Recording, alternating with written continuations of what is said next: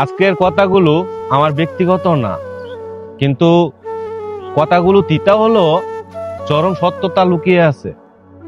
প্রবাস থেকে আমরা যখন ছুটিতে দেশে আসি, তখন যদি বাজার ঘাটে যাই, তখন পরিচিত অপরিচিত অনেক মানুষ থাকে। নিজের ভাড়াটা আর দিতে পারি না, পাশে যারা আছে তাদের ভাড়া সহকার দেওয়া লাগে।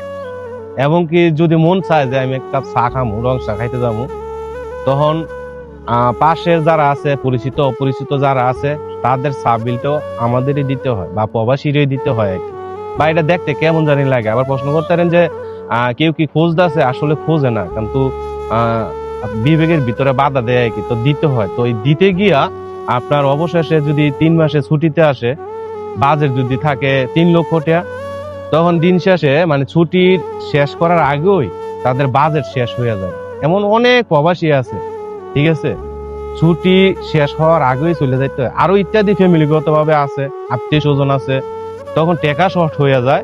1-1.5 লক্ষ টাকা আপনার খরচ করতে হয়, নাহলে ঋণ করতে হয় বা লাভে আনতে হয়, আইনা পরে আবার তার গন্তব্যে সে চলে যায়। তা আসলে মূল কথা হলো প্রবাসীদের উপর একটা মনে করেন এইভাবেই প্রবাসীরা চলতেছে আর কি।